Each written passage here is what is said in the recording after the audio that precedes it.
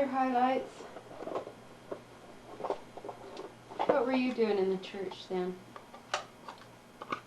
I was superintendent, counselor and superintendent of Sunday school. And let's see, it was at that time that I had a position. One time I was,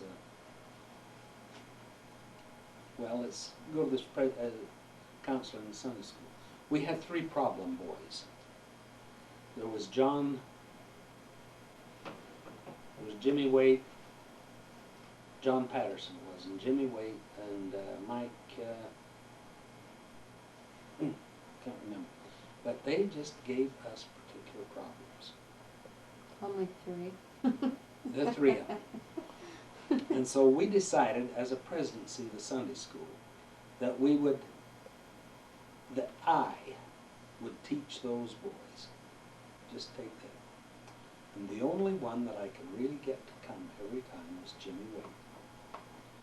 Jimmy was a little red-headed kid from a family who didn't care sick of him, but he wanted to go with his friends.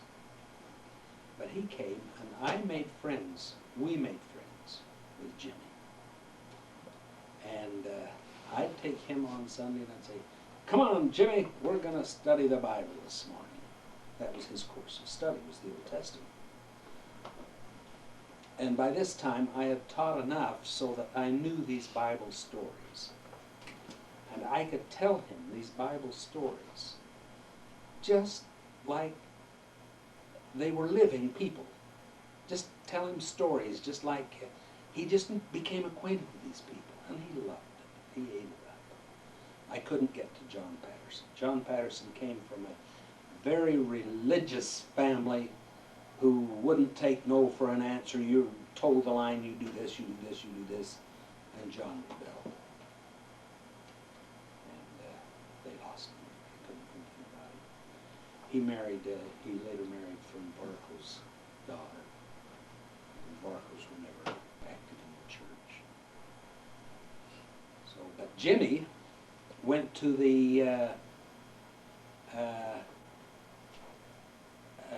Navy, I think, and he got down to California. And a bishop down there got a hold of him. And he went on mission. Okay, was Ralph on his mission while you were living down in Judah Street? Ralph went on his mission in 1961 to 63. So that was later. What about your dinner group that you started back then? The dinner group was started when we were living on who was in it? Who was the Judas. original? Bob and Gloria Painter. And it was Gloria Painter who invited us to join. The Embleys, Barbara and Wayne, Laura and Gloria Hilton, Fern and Ellis Varco, Jean and Warren Thomas, and Ray Trone, Ray and Darlene Trone, and I think we replaced the Bittners. I think Vaughn and it wasn't Barbara, Virginia. Vaughn and Virginia. Fern and somebody Varco. Huh? What's Varco? Fern and Ellis. Cal and Colleen Sorensen. That's a good name. And Ray and Darlene Trone. Do you remember the Mannings? Vaguely. Marilyn Manning. You went up there to play one time or 10 or something. Do you remember that? Yeah. They weren't members of the group, but they lived up on the other street. But I remember they commented, Debbie needed something to do at Manning's when we were there. And your little Debbie came to me, and you know what she said? Can I clean your bathroom? Love to clean.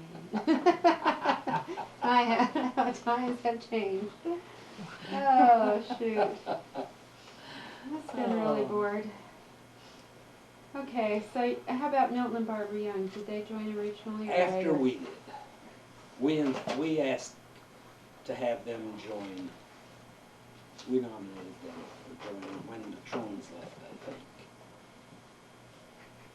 Okay. But we went on a lot of trips with the Youngs Mm-hmm. while we lived on Judith Street. Milt always had a nice car, and he was always going fishing. And, we used to tag Go along. to Yellowstone.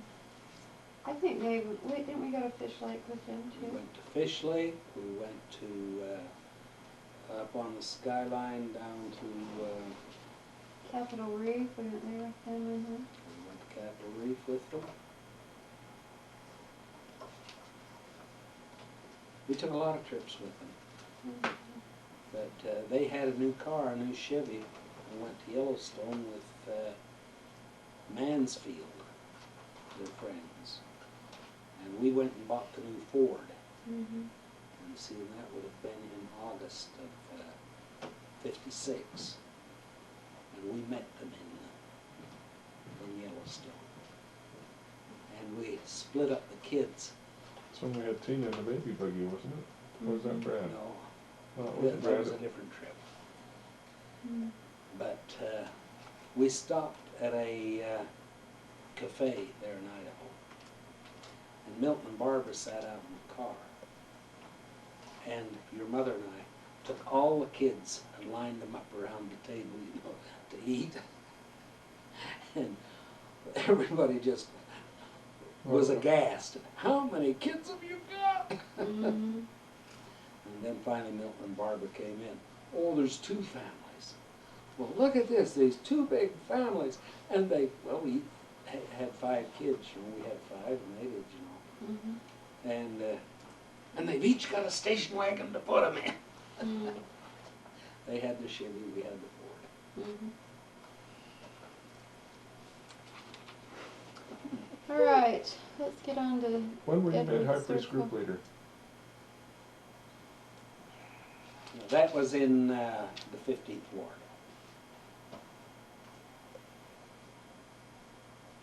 Okay. Wasn't it? No, I wasn't made high priest group leader till I was out here. I was ordained a high priest. Oh, that's what it was, I was ordained a high priest when I lived on in the 15th ward. in the 15th Ward. What position was that for? Genealogy.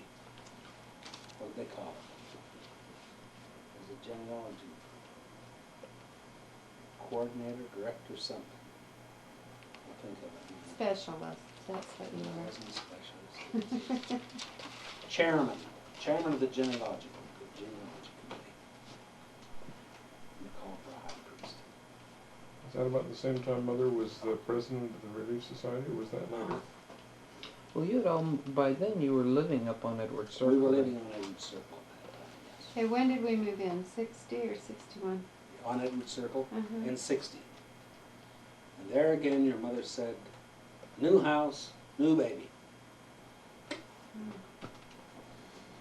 I'll never move, Brad. Go ahead. Where do we go from here? Who was Oh, born then? Brad? Brad was born in 1961 when we lived on Edward Circle. And your mother was chosen to be a counselor to the Relief Society president, and later was made Relief Society president. And she served as Relief Society president for 5 years under Paul Davis and Leo Jardine. Leo Jardine was the bishop. So, when did that era end? 67-ish? 67, yes. She got so sick, she just wasn't healthy. And I talked to Leo about it. He says, hasn't she served long enough? He says, we hate You gotta tell a story about Mrs. Fritz and all the non-member ladies she took dinners into. Your mother had a reputation of taking dinners into everyone who needed it, who deserved it. And it didn't matter whether they were members or not. She said, we will take dinners in because they need it, and we love it. Now, when that brother died up on the street, and I can't remember who it was, but he was a non-member. He was some other church. And Mrs. Fritz, the Catholic lady, and the other woman, and I forget her, I think she was Eccles? Eccles, was it? Was it Eccles? No. Well, Eccles was in on it, but there was another lady there, and I can't remember her name. But she was a Protestant of some kind. I can't remember what her religion was really. But the three women came to your mother and said, we want to do something as neighbors for this family because they've had a death in the family. Says, we know you do it in your church. Will you organize us? We'll do anything you tell us to. But you tell us what to do, how to go about it. And she just whipped it right out. I mean, she just used her experience as Relief Society president and just, you do this, you do this, you do this, you do this. And she organized it. And it went over beautifully. And there was nothing said about religion or anything. It was just the neighbors, and they were doing it, and they loved it. Didn't that carry forward through while she was president for all the non-members? Oh, yes. Yeah. Yeah, see, she was president for 5 years, and right up until she got so sick that she couldn't really do it anymore. And, Bishop Jardine released her.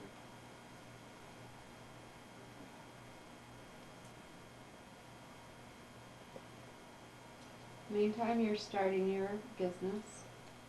Yes. Where did you go? All through Edward Circle. Built on Edmund Circle, and we went down, we built in Murray. When did you do Callan Drive? Did that in the 64 through 60. Started it before I left and finished it after I got home. Yeah. So that means you About started it in 63 64, 63, 64. 64 and 65, so 66 maybe, huh? Before it was finished. Mm-hmm. And where did we go after that? Did we go back down to Murray after that? Mm-hmm. Took that subdivision that Anderson Lumber couldn't sell for hide and her hair, and And filled up all those makes lots you wish down you would have put a couple of those lots in the bank and just forgot about them. Yeah. Don went on your mission when? And I It was May remember of when 65 Don to was working down there on that foundation with me, and got overbalanced and fell right down on his head on the outside of that oh wall. yeah, I remember that very clearly. It was I scheduled to go in the mission home the next week. We went to jump off a set of forms and the top board collapsed and I fell down the hole between the forms and the hole, face and belly first, and come up with a face. It was just scratched terribly. Bent my back in half. I was down in the bottom of the hole, bent backwards this way, and it was all I could do just to turn crooked to lay down flat. Every now and again my back still starts to pinch me, and I think that may be the reason why. Could be. Hmm. That was the same year that, well, about that same time that Jerry turned 16 and had his nose operated on. Jerry had a nose that he just didn't have any, Couldn't breathe through. He Hey. didn't accept him. and the doctor said that little guy had his nose broken many, many times. But they wanted to go in and pare it down and make it a smaller nose. And he laughs. He says, "No way, they're not going to touch my nose again. Because I can breathe out of it, and that's all that matters." Hmm. And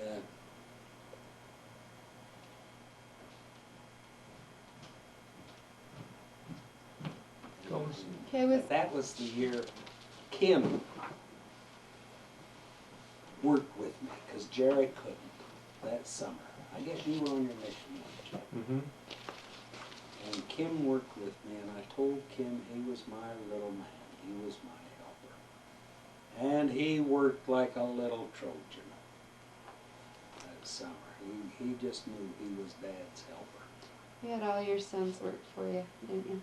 Yes, and some of them liked it. Sometimes. One?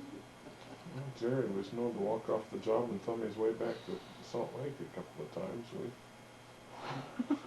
We were working over here and wondered where Jerry had been for 2 or 3 hours before we noticed he was gone. And, well, I guess if he's lost, he'll find us. And we found out later he, for some reason, got mad and thumbed his way home. It was a couple hours before we You missed ever him. regret going into construction? Construction business has been a good job for me. I haven't been able to make a good life at it. I have enjoyed my work. I like building. I still like to put things together, to see things grow under my hands, under my supervision. I have enjoyed it. You just weren't cut out to be a poultry farmer, huh? Really. Tell us about the car accident that stirred Mother's system up. What car was that in? That was the Buick. That was, you were involved in that too. Yeah. That was that 61 model Buick Brand new station. Buick. White. She was going up, 39th. was it 39th South? Mhm. And car stopped in front of her to make a left-hand turn. And Car was passing on the right, car was passing on the right. and she didn't stop. And she started to pull over to the right and then she saw this car passing her, and she didn't know what to do, so she jerked back and hit the stopped car. Ouch. And that knocked that car into another car coming the other way. So that car was hit on the right front and the left rear. And belonged to Bill Hargreaves. Oh my gosh, he does plans. He was the man that did Staff. my plans. And I went over and I talked to him. I said, "Well," he says, "it happened, Cal." He says, "No use you and I being mad at each other." He says, "We weren't involved in it." He says, Yeah, "Your Brad's- wife hit mine." Brad had the scallop in his hair Yeah. that we see in the picture from that. Yep. In the What family year was pic- that?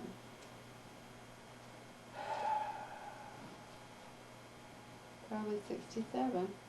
Were you home? No, that was before I left.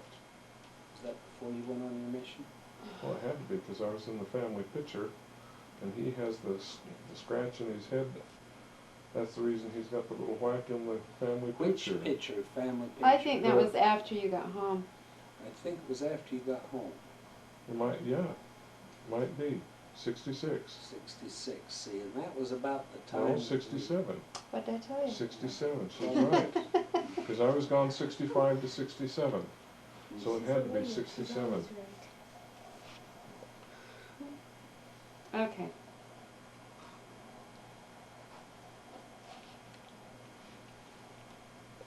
What'd the accident do to Mom? Stirred up her system terribly, didn't it? Well, it broke her nose, and She hit the top of the steering wheel with her nose. with her nose.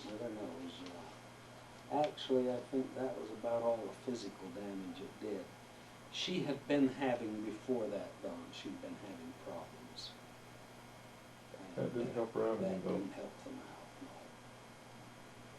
I don't think it really caused any great, Just emotional Increase. stress, probably. but, And you had stitches in your forehead from hitting the windshield or something? well, Remember how many stitches I had? Well, at the time, it, lots.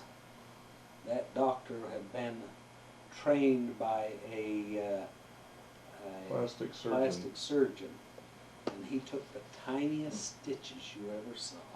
Well, that's good, He because it would. really put a lot of them in. They were all little teeny ones, I remember that. Yeah, Mhm. really little And teeny for the first stitches. little while, it was all red and terrible, but now you can't even see it. That wasn't where you chipped that front tooth. No. No, but Brad's head left a nice little bubble in the windshield. Hard head. Remember that? Okay, let's move on. Mhm. 1967 into 68. Mother's Bad just times. mother's just been made beehive teacher. You remember that- more than I do. Was she made beehive teacher after that? I don't remember. I don't either. She was Tina's beehive teacher. Was she? Mm-hmm. I don't remember any of that. She was Christine's beehive teacher. As the beehive class made a special card. Okay. I don't know. I don't remember much about those. Tell me what your recollections are about Fast Sunday in October of '68. That real critical time when your emotions were put through a whirlwind.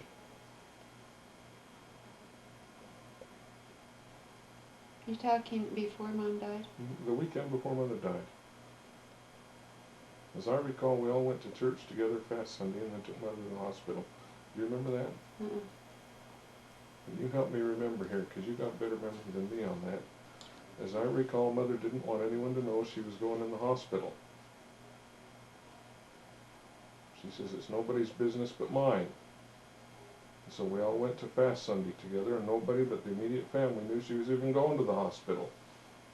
And we took her to the hospital after church services, checked her into the hospital, and she had her tests on Monday. Does that stack up right with your recollection? That's right. And then Yeah. I Tuesday, remember that she didn't want anybody to know she was going to the hospital, and Mhm. nobody knew. and that Tuesday, Because when we called to tell that she had passed away, that they didn't even know. what's she doing in the hospital? And And when the bishop got the word that she had died, he says, "Why? Why didn't you tell us she was going?" I remember that, Mm-hmm. but I don't remember the. How long was she in the hospital for? She went in. She was went in- admitted on She was on a admitted on Sunday. Sunday afternoon after church. She had tests on Monday, and she went into surgery Tuesday morning. And I recall she called us home Tuesday morning and talked to everybody before she went into surgery. The only thing I can remember about that conversation is that she was in a hurry to talk to everybody, and I was late for class, and she cornered me, and she's the last thing she said to me before I left for class was she said, "Son, remember," the last thing she said to me, she said, "Son, always remember that I love you." I can't remember anything else she said to me, but that was the last thing she said to me, and I remember that. Mm. That was the thing that stuck with me about that last phone conversation. And the next thing I remember is coming home to the refrigerator and being the last one home in the kitchen, and you were there with Debbie and everyone, and I was the last one coming home. We were all sitting at the counter. Mm-hmm. I remember you coming home. And you were so busy doing something, I just had to grab onto you Yeah, and almost I trip you and hang on and say, "Don, we have something to tell you." Mm-hmm. The next thing, and I remember the next, what was it, almost a day, as I recall. 21. Almost a day when that it took us to, for all the neighbors to find out, and for everybody to come over and express their sympathy. And I remember very clearly getting so cried out that we just had to take the phone off the hook and lock the door and go into the living room and just be a family. Remember that?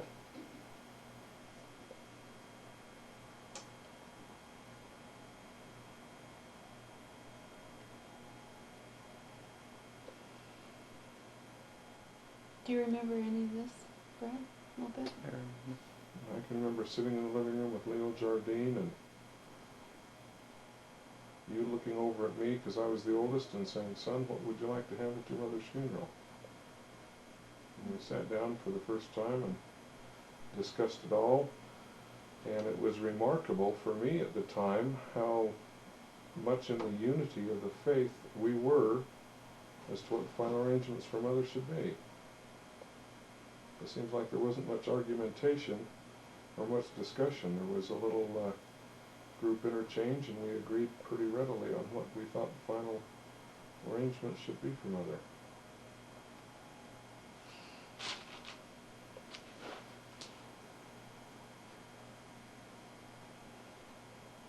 How are you feeling all this time, Nat? You've never confided in your family about how your emotions, how you dealt with that.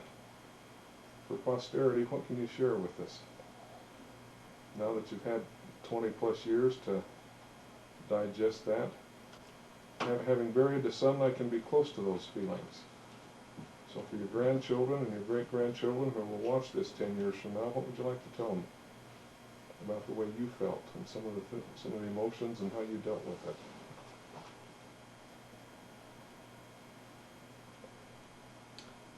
No, son. It was such a terrible loss to me. Such a terrible loss.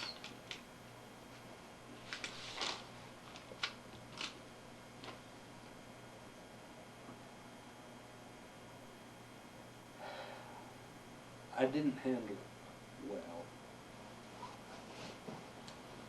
I left my children to handle it for themselves.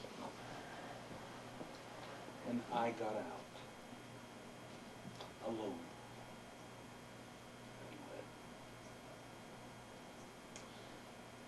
And I think that's one of the things that has haunted me, really. That I didn't stay with my family and let them cry with me.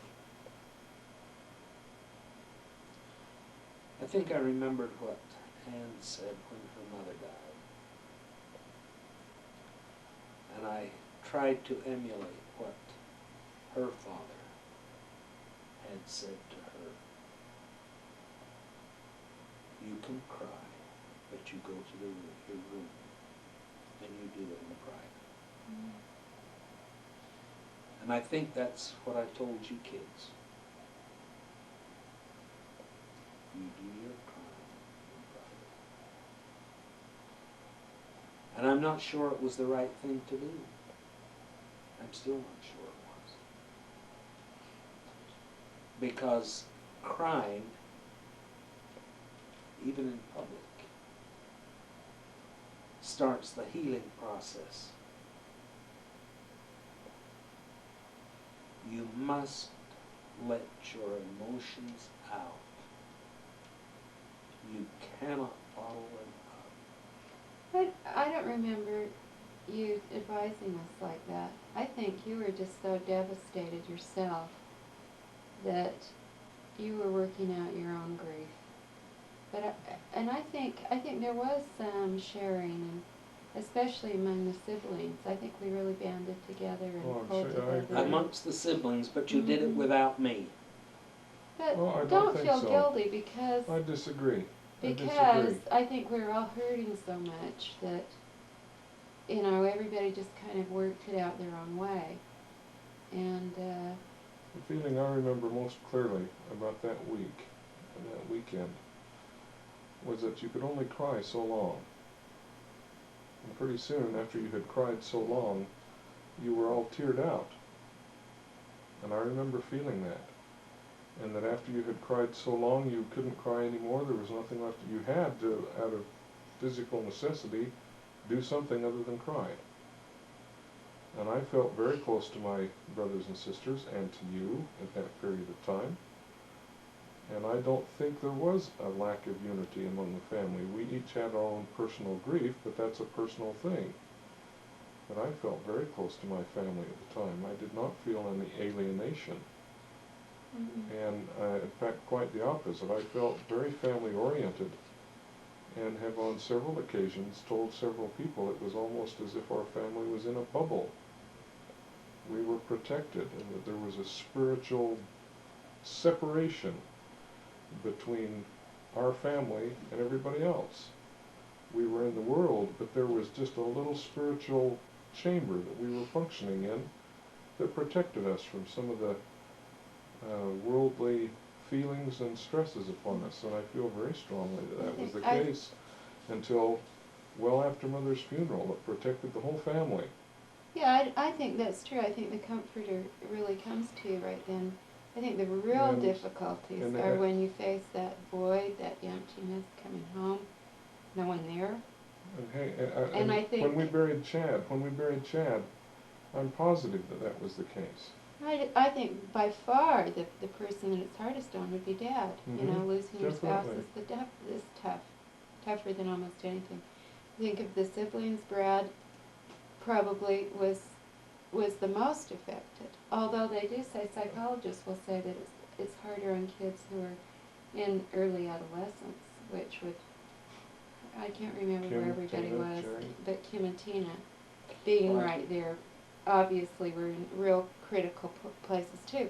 I was grown. I was 21. You were 22 or 3 or whatever you were. I mean, it was a loss to us, but our lives went on, you know. And I was married a year later, but Brad, I think, you know, he was, you know, obviously he suffered tremendously. I really tried to keep your kids together, to do things with you after your mother was gone. I felt that it was essential that we stay together. But there were so many times that, as I remember it, in the evening, I just couldn't stand it. Nights I cut out. Yeah, nights are I remember really several hard. times you went to Bountiful.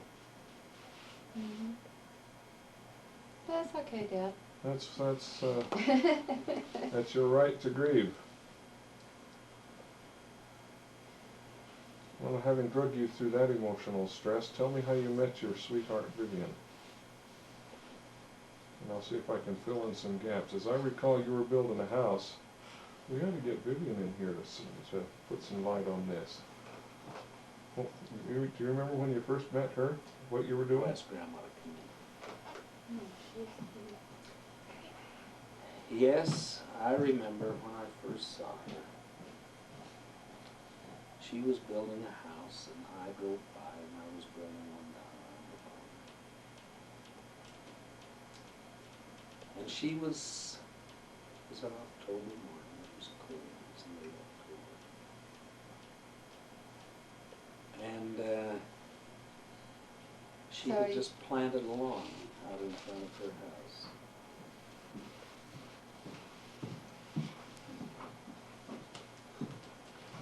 These kids of mine want to know how we met. You got to make sure he doesn't get anything wrong here. Pull up the chair by him, Mom. No, Come on. no, Come on. no, this is for your family. But she was out there on this cold October morning watering a lawn that the icicles were growing on. And I looked at her and I says, "You can't make that lawn grow." What an introduction. Whoa, putting the moves on. And she says, "Who does that smart aleck think he is anyway? I can do anything I want to do." That was my little bride. And she still does.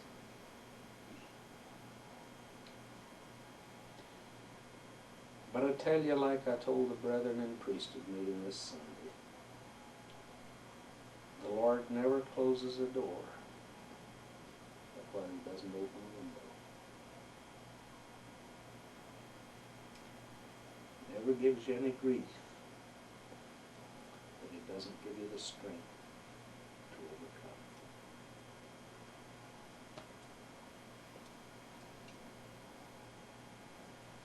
And I believe it.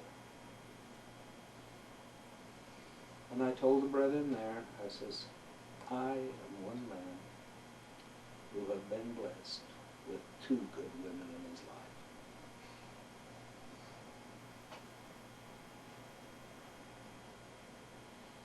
Your mother and Vivian are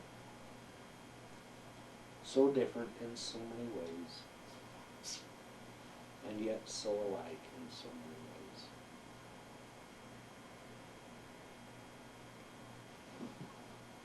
And I've been blessed, doubly blessed, with both of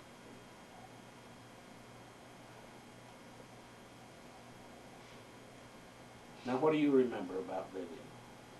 Oh, I remember the house that she was working on. I don't remember the lawn. Well, the lawn never grew. I don't remember that. The thing that I remember being most devastated is I was single at the time, and so was he. Do you know how devastating that is to have watch your father court somebody and get married while you're still out looking?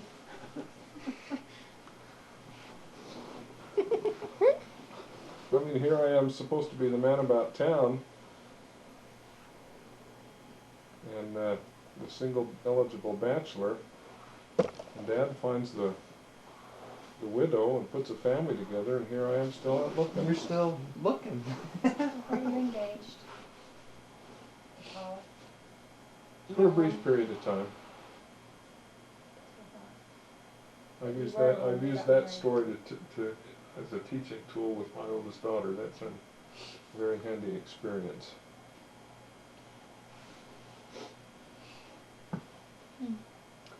Well, okay, so how long did you guys date? About Well, I met her on the 20th of October. And on the 21st, I gave her a diamond ring, and we were married on the 22nd. Of different months, however.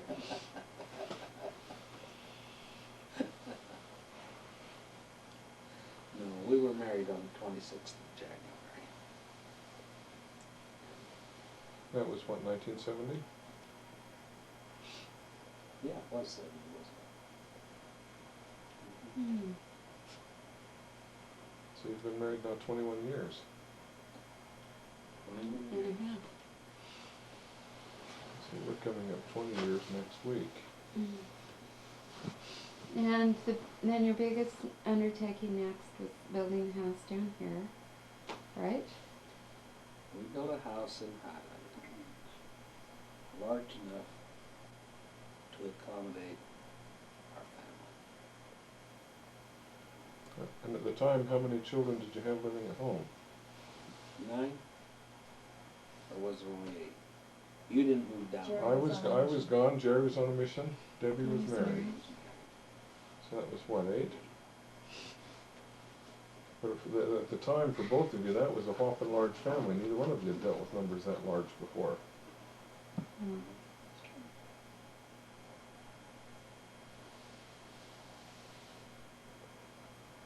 Did you feel more like a family once you got down here, as opposed to living on Edward No. Circle? This family has been a one day at a time thing. There has been so many personalities that had to be considered. And little things that should not have made any difference at all, many times are blown out of proportion. You have to consider each one of these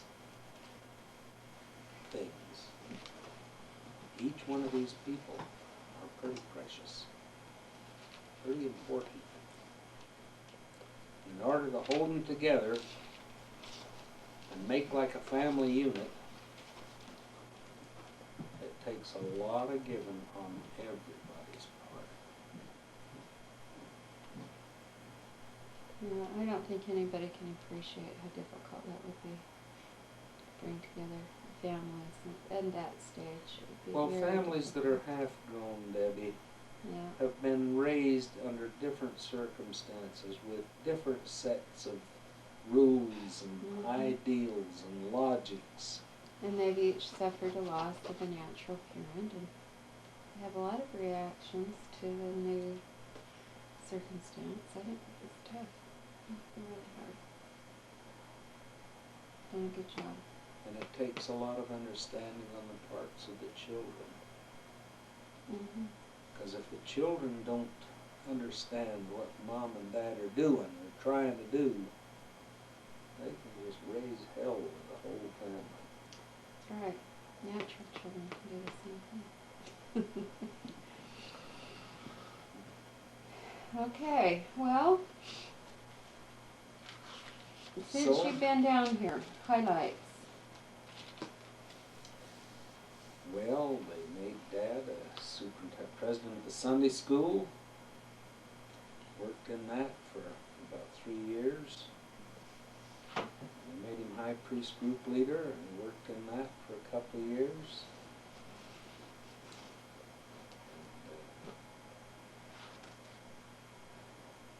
Weddings. Weddings. Grandchildren, grandchildren, grandchildren. To this date, how many grandchildren do you have? 39. Amazing. The oldest is 21. 21. That's an Youngest interesting is- sidelight on this family, that not families, Huh? that's an interesting footnote to this family, that not many families have. That's the age difference between the youngest child and the oldest grandchild. Yeah. Hey, now Yeah, watch 21 it, years. No, well, no, if you use the combined expanded family, how much age difference is there between Eldon and 9 Lauren? months. 9 months. And if you use the expanded family as a reference point, there are very few families that have that kind of diversity. Because if you line this all up, brothers and sisters, cousins, nieces and nephews, we just go down the line. How old is the youngest grandchild right now? 40s. Yeah, that's right. Lisa's little baby. See, so we do. We literally go just right down the line. Okay, and you served in the Highland community as building inspector. Yeah, we can't end this without getting a footnote in for the building inspector. And I've built a lot of homes down here in Highland. How many homes have you ever counted up in the number of homes you built altogether? Around 300. Wow. For my 65th birthday, my little bride put together a life history. And she took pictures of probably 50 or 60 of the houses that I've built. Mm-hmm. That's a lot of houses. Now you're retired. I am now retired. Well, let's And get to a be footnote. retired, that means you get tired the first time, and when you're tired again, you're retired. Yeah.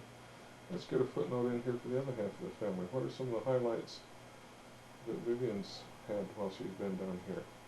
You haven't been living alone for the last 20 years. My little bride has been very active. She's been a Relief Society president. She's been a stake relief counselor in the Stake Relief Society presidency twice, have you not? Just one. A counselor to two different presidents. To two different presidents. Stake presidents. No, one was a state president, two were ward president. Two were ward presidents. Okay, let's see. The stake president was Gladys Clark,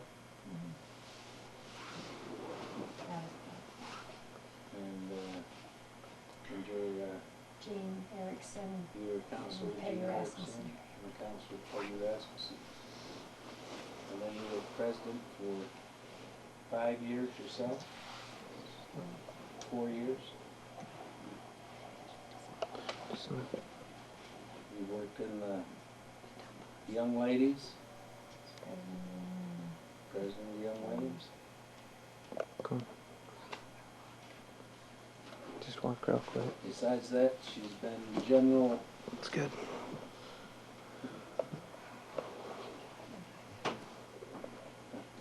Remind me that, Penny. We're close. Closing statements. Something that I would like from Grandpa on a futuristic mode when my boys get to be 17, 18. If Grandpa isn't here then, what would Grandpa tell them on their 18th birthday, 19th birthday? It's going to be a hard time for them. I need to think about that for a little while, son. I know that's kind of a hard one to pull out of the hat. Go on a mission. Going on a mission does not wait till you're 18 years old to start thinking about It starts when they're Braden's and Sean's it. size. Starts when they're infants, even younger than that. They really have to have this as a goal in mind from day one. Your religion is not something that you put on Sunday and then go the rest of the week without. Your religion is a way of life. And if you can live this way, well, let me put it this way. Who are you? Do you know who you are? Your children should understand, as young as they are, that they are an important son of God. Your boys.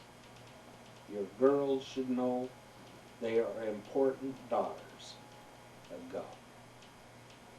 That Jesus Christ is their elder brother. Literally.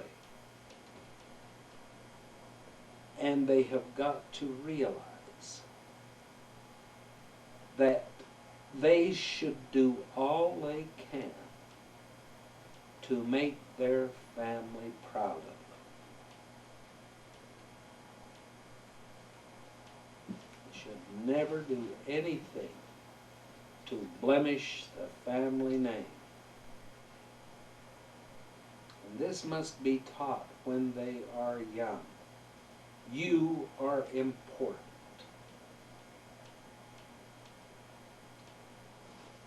And the rest of it is just decorations, I think. Anything that we believe in this church is a decoration to this central thought. You are important. To yourself first. To your family. To your God. To your church. To your community. You are an important person.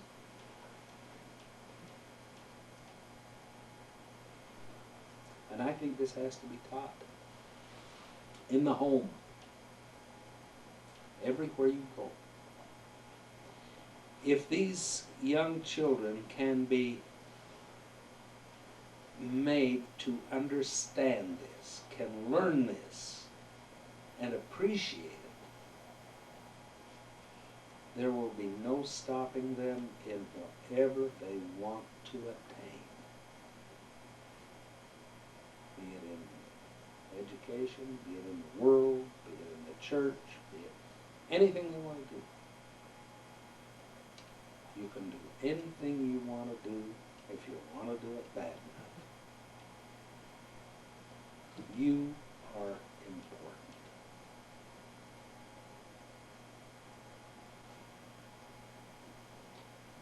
Good way to conclude this is to tell you about Tiffany.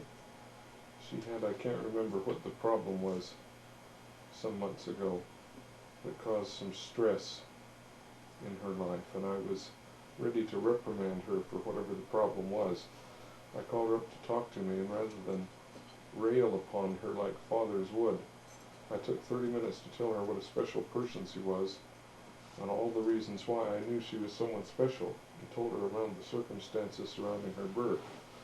By the time when we were through, she was giving me hugs and kisses. I solved the problem by telling her what a special individual she was, and how I knew that she was because of the circumstances surrounding her arrival in this life. And that has been a easy way for me to encourage her, is to do just that, to tell her what a special person she is. So at least for Tiffany and our family on occasion, that has worked as a therapy rather than some possibly more counterproductive ways. I don't know why I have been allowed to live as long as I have, with as much help as I have. I feel that still in my life I have something to accomplish. My life has been spared so many times that the good Lord's got to have something in store for me. I know a lot of grandchildren who are counting on having Grandpa for a while. Well, I hope so. I hope so. So Lord bless you, Brad, and all your family. Dog. And to all those people who get copies of this tape who aren't here tonight, we love you too. Jerry, Sherry, who else? Kim, Janice, Alan, and Tina. We love you. Thanks, Dad.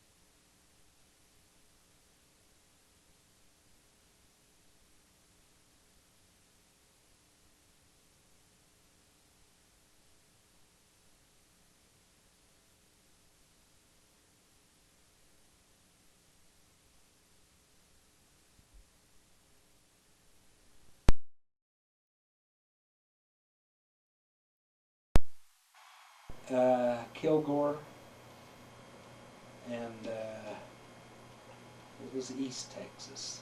She was in Kilgore and I can't think of the other town, but it was the two towns that she was in. They were real close together. And we knew missionaries from that area before. We had been in that area before I went overseas, and she knew that. Did she go to Louisiana with you? She went to Louisiana while I was in school down there, and then we were sent from there back to Paris, Texas. Oh. Paris was where I received my infantry training. That was Camp Maxey. And that was North Texas. That was right up close to the Oklahoma border. But she went over to Kilgore's the only name I can think of. Oh, that's okay. What was the name of her mission? Texas That was mission? Texas, Louisiana. So we had an arrangement with the mission president. William L. Warner was the mission president. We had an arrangement with him that when I returned from overseas, that she would be released from her mission. And so when I got back to the States, I called her and she applied for her release. Says, "Where are you going?" And I said, "We're going to Walla Walla, Washington." I said, "And I'll only be there for about 3 weeks. So why don't you just go home to the folks?" And Had she received word that you had been injured? oh yes, How did she receive that? Is that through the... through a telegram. She got a telegram that said, "We regret to inform you that your husband has been slightly wounded." So she didn't know what extent you had been wounded then? It was slightly wounded, was what the, so when I wrote home, crazy me, I gave vivid details. And Dad says, "Boy, if that's slightly wounded, I don't know what seriously wounded would be." Mm-hmm. I says, "Well, maybe the loss of an arm or a leg." It's all relative, isn't it? Yeah. So I met her in Ogden, and I rode the bus into Ogden, and as she saw me, bless her little heart, she fainted. And my dad picked her up. I was a waif. I could hardly carry myself. I'd been in the hospital for 3 months and was barely able to carry myself around. And my right arm was no good at all. And so anyway, my dad picked her up and carried her into the car. Took her out to Stone's, Anna Stone's folks' house. It was John's Why? wife's folks. And we spent a couple hours there, and then we went home back to Upton. How long was this after you were wounded? You I recovered was for a wounded while. on and December 18, and it was probably the 26th of March when I got my furlough. Got a 30-day furlough from the 26th of March to the 26th of April. Now, she drove the car back from Texas to Utah, and then we drove the car back from Utah up to Washington and went back to the hospital. So, were you getting medical care somewhere in the meantime? Well, Or were you just healing? I was just healing. Now, what they had done, Debbie, they did initial surgery on me in the hospital. That's in London? No, From mine. that was in Belgium. Mm. That was right up in the front line. They So did like the a MASH emergen- hospital or something? Yes, And that was the evacuation hospital, they called it. Yeah. well, I was evacuated to the first evac hospital. They did a preliminary scan of me, put me back in the ambulance and sent me to the second evacuation hospital, where they did surgery. Now, this second evacuation hospital was more like a, It's behind the lines, well. yeah, well, it was more like a schoolhouse. It was probably a schoolhouse. And they had taken the wounded GIs and they had just laid us like cardwood across the floor there, just stacked us in there as deep as they could on the stretchers. And then they went through like they do in MASH, and they say, this one is first, and this one is second, and we can save these guys, and those guys over there, if they live till we get to them, they'll probably die before we get to them. These guys we can save, you know. But if those guys, you know, so they kind of calibrated you on to the extent of your wound and where you would come into surgery. I remember I got to this evacuation hospital about 4 o'clock in the afternoon, and I didn't get operated on. They didn't do surgery till probably midnight. And then I was immediately evacuated to another hospital, which was a tent hospital where all evacuees have gone. They put me in a cast, and they said, where do you want your cast? And I says, oh, get it out of my way. You know, I mean, don't get it up here in my face. I mean, get it out here. So that was the way they put it in a cast, so I carried it out like this. So and then I was evacuated to a regular hospital in Paris, Went to France. Paris? Oh I my was in gosh. Paris, France. And I was in Paris for Christmas, 1944. And I told, when Dawn was born, I told one of the little nurses, I says, you know, last Christmas I spent in Paris. And she says, oh, too bad you was married. Oh. I said, that didn't make a bit of difference. Mr. Powell, what kind of a man are you? I said, I wasn't going anywhere. I was flat on the back of a hospital bed. Couldn't do anything if you wanted to. How long were you there? A week. And then I was evacuated to Southampton in England, to another hospital. I beg your pardon, that was Dorchester. And I stayed there until on the 2nd of February, the doctor came in and he says, let's see your wound. And he cut away the bandage and he cut away the plaster Paris. And he says, it looks like you're healed. He says, we're going to reclassify you to Z of I. What does that mean? That is Zone of the Interior. We're going to send you back to the United States. And I said, oh, great. He says, but, he says, you're too wide. He says, you're 20 inches wide and you can't be more than 17 to get onto these stretchers. So we got to take that cast off, move your arm in here so we can send you, Get you home. get you home. So I went in and the doc cut the cast off me. And I says, now let that arm down real slow. And he says, can you do it? And I said, well, let's try and see. And he just let it down. I breathed kind of hard. I says, yeah, I got it down. He says, good. He says, you're going home walking. We're not going to put a cast back on you. Oh my gosh.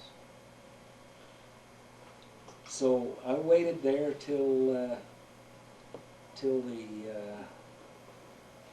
was about the 2nd, no, it was the 26th of February before they got a ship to ship me home. And I came home on the same ship that I went over on, which was the SS Argentina, which was a converted luxury liner. And when we got to New York, we were given 2 free phone calls for 3 minutes each. Mm. So I spent one of them and called in, and I spent one of them and called the folks. And then I got a hold of another one, somebody didn't have anybody to call, and he gave me his free phone call. So I called him back a couple days later. And we talked for about 20 minutes, and I had to pay for the, I mean, we were given the first 3 minutes, but the rest of it we had to pay for. But that phone company was good. They didn't charge us very much. I think it only cost about $5 or $6 to talk for 30 minutes. Mm. And it was worth it. Mm. So then I learned that I was going to Walla Walla, Washington, and so that was where I told Ann to meet me. Mhm. But you had a layover in Ogden on your way Nope. up. So, I went to Walla Walla, Washington, checked in there, got a 30-day furlough. What's a furlough? oh, I see. Time off. I see. What do they Okay. call it? Leave in the Leave Navy. now? Mm-hmm. A furlough is time off, is leave. You get Oh, 30 so you days. checked in and then came Yeah. to Ogden for 30 days. Mhm. I see. Okay. And then I went back to Washington, and they took me in. See, I had 2 scars about 4 or 5 inches in diameter.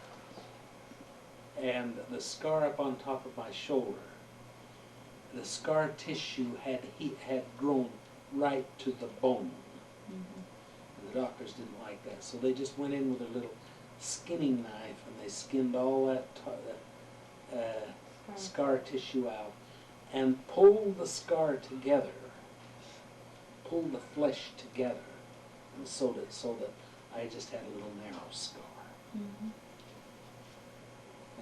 About 2 days after the surgery, they took me in to examine me, and this shoulder had all filled up with fluid, and I remember the doctor saying, "Too bad we can't keep that fluid in there." Mhm. It looks Says, good. "But it'll Huh? go out, and then you'll have a hole there." That's what's happened.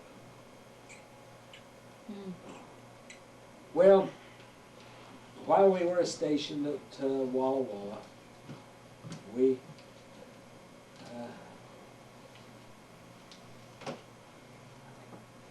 while we were stationed at Walla Walla, we started our family.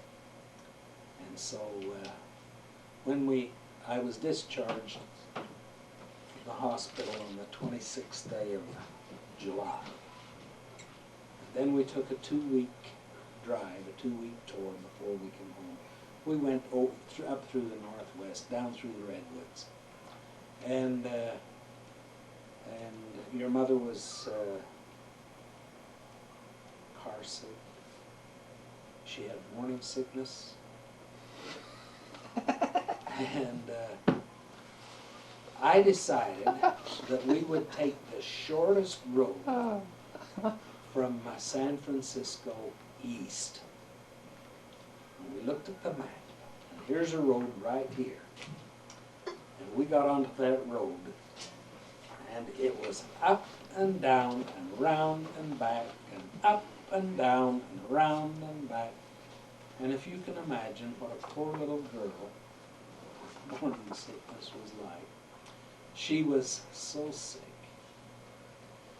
And this was the day that VJ Day was declared. And we got a motel that night, and we hoped to get some rest, some sleep. Do you think those neighbors would let us sleep? They were setting off fireworks, screaming, hollering, and carrying on. The war is over, the war is over. Pretty exciting. So So the next day we drove on home and got onto a better road.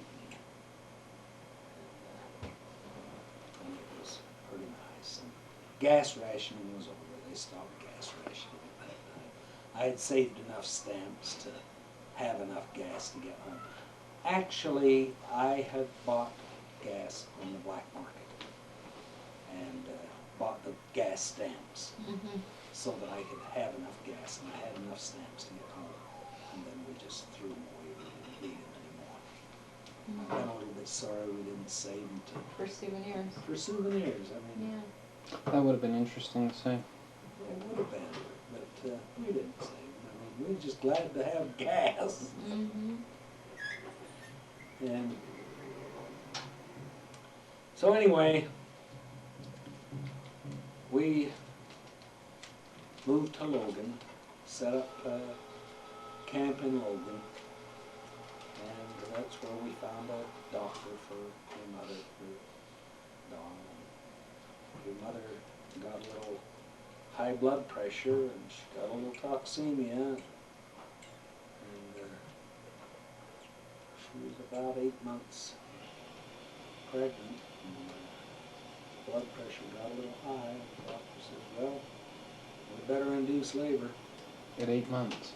8 months. And,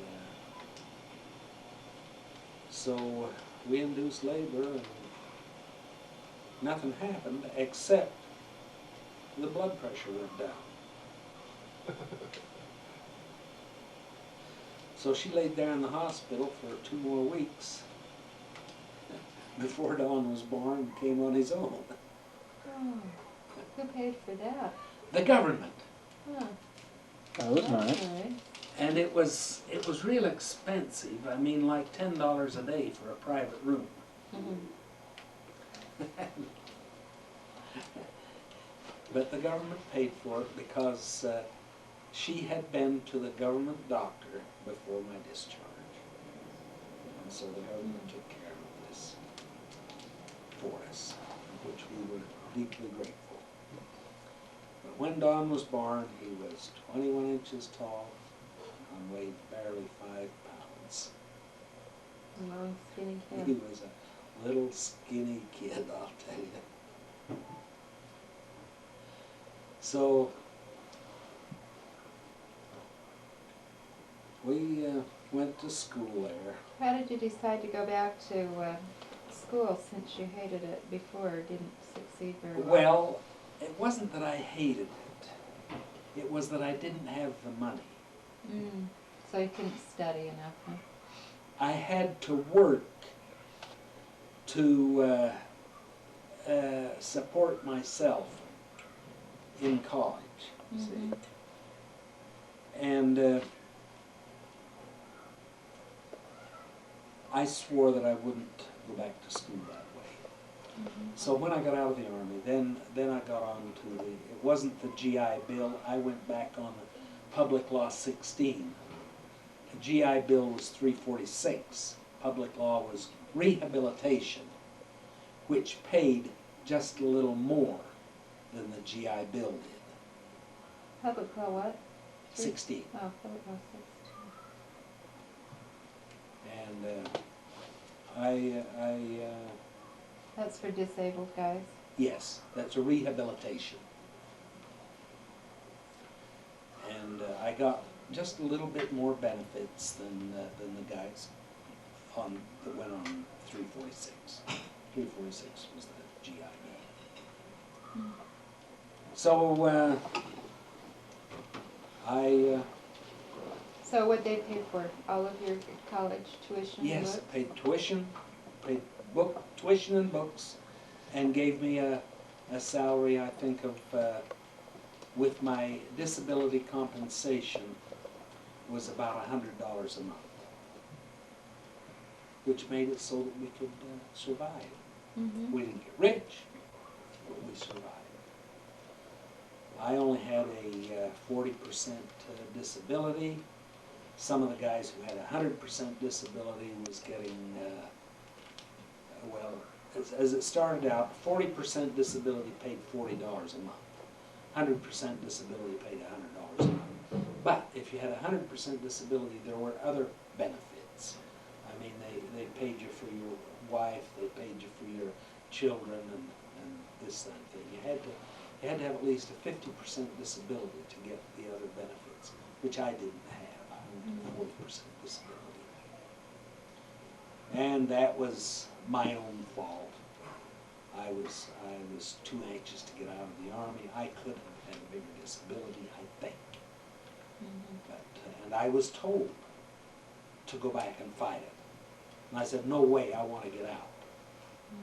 One place I did benefit was in my GI insurance. They says, what are you going to do with your GI insurance? I says, cancel it. I says, I don't want it. I don't want anything to do with the Army. And so about 3 years later, I got a notice from the government that said, fill out this form if you want to continue insurance. And I just read it about half, threw it away, and a month later I got another one, so I filled it out about half and sent it in. And then I got a notice in the mail, and this was 3 years later, so I'd mellowed just a little bit. And I got a notice that said, Mr. Powell, if you want to keep your insurance, you better start making the premiums. I said, you mean I've had this insurance for 3 years and I haven't made any premiums? And they said, yes. When you became 100% disabled, the government started paying your own premiums. And I says, oh, well that's nice. So I started picking up the premiums.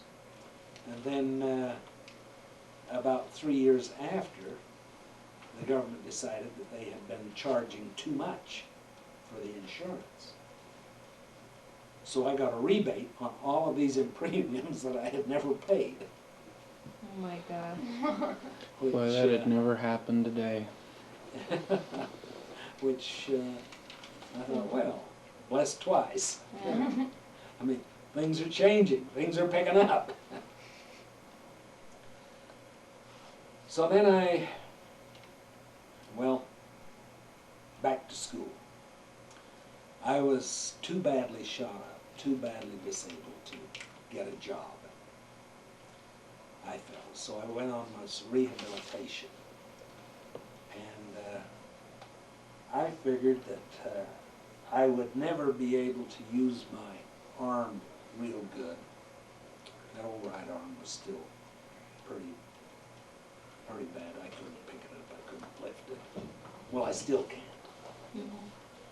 So I decided to go into poultry husbandry and into farming. I quite like the chicken business.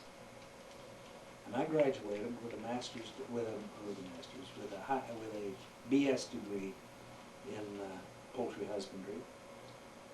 And I had a major in back up. My bachelor's degree was in agriculture, with a major in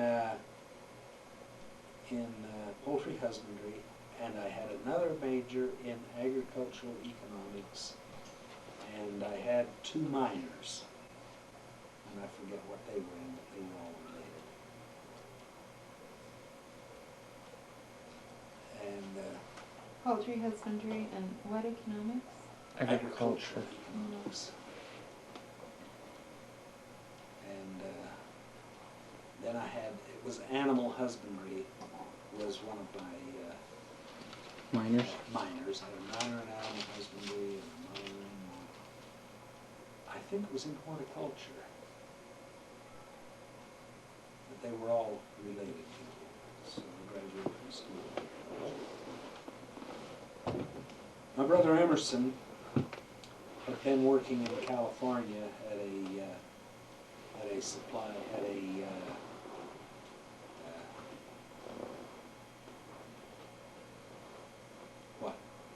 defense plant, there we go.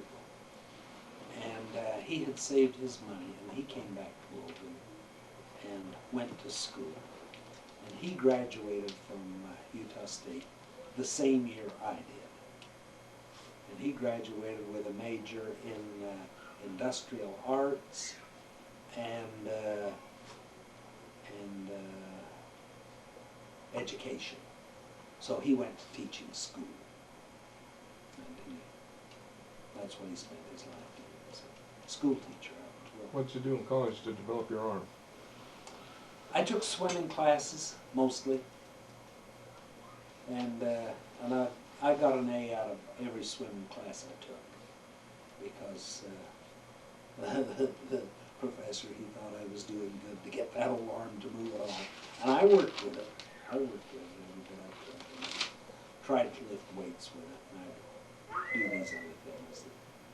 I was pretty careful when I did do, but I worked. You know, I figured swimming was the best thing I could do for it, and it worked out good. So anyway, I graduated from Utah State in 1947, and Debbie was born in August of 1947, 14th of August.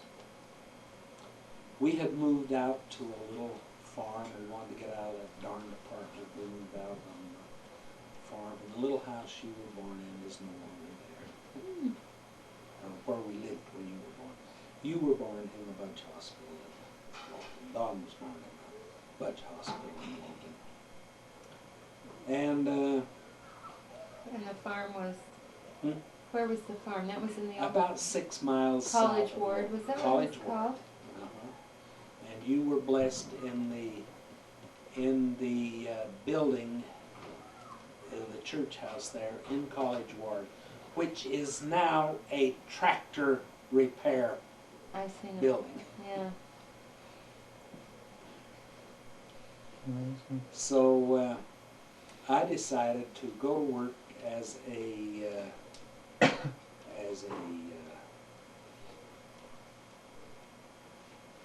hatchery specialist.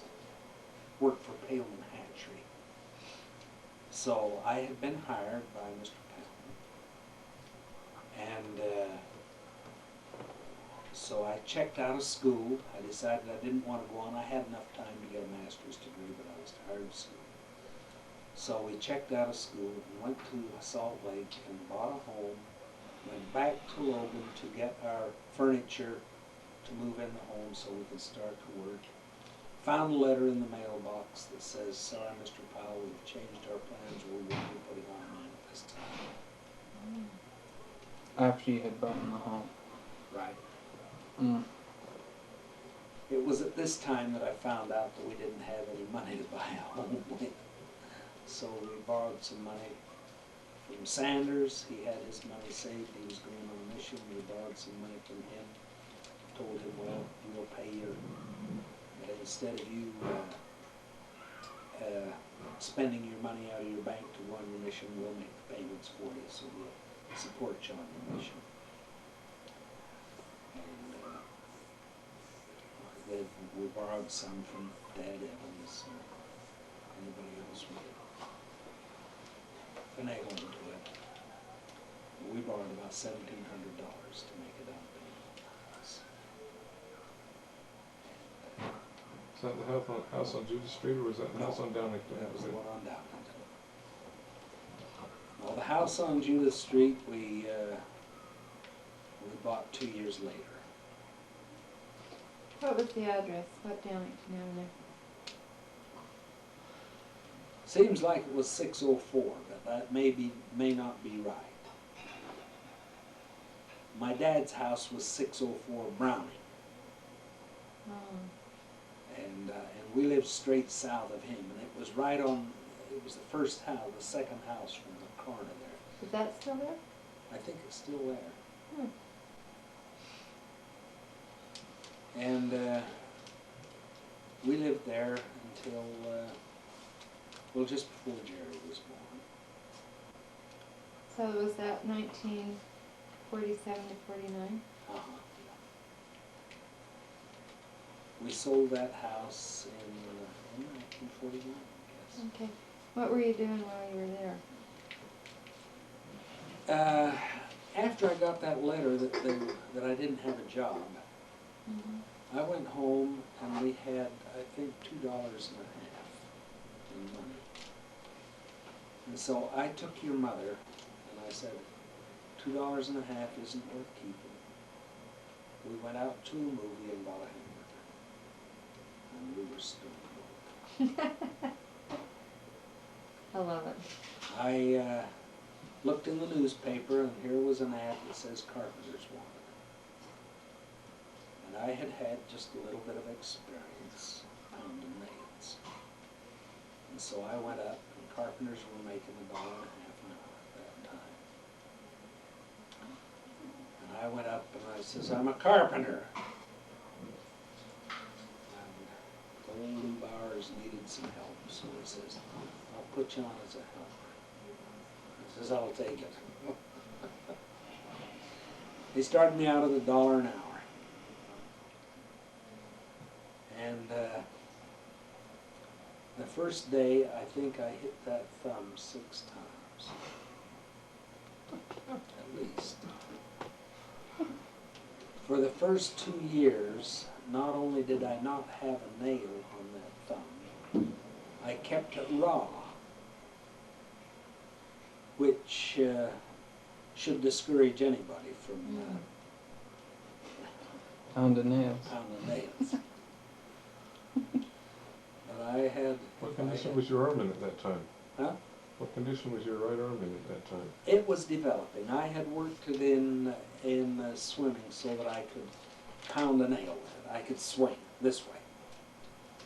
See, if I kept my elbow close to my body, didn't move my shoulder too much, I could swing this way. See, my hammer out here. See, and I put that old thumb about every other time. But I finally started to grow a nail there, but I kept it black for a lot of years. But look at it, there's not a black spot on it. Amazing. Time to get back to work. And so I went to work for Lou Bowers and worked for him for 2 years, I think. And then I went to work for Bert and Tate. Bert Tate promised me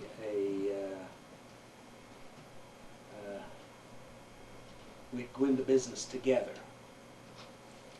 But as it ended up, I was working for him. And I was practically running the business for him, and I could see him making a lot of money. And I thought, geez, why can't I make as much money as he is if I take over the contract? So it was in 1960 that I decided that I could do my own. Why don't we call a break? All right, just a minute. Okay, we were at Bert and Tate. That you were working for him. I was working for, in 1960, yeah. 59, before When that. did you start working for him?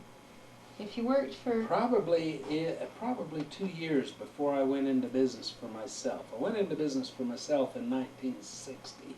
Well, that leaves a big gap, because you say you worked for Lou Bowers a couple of years in 49. That'd only give you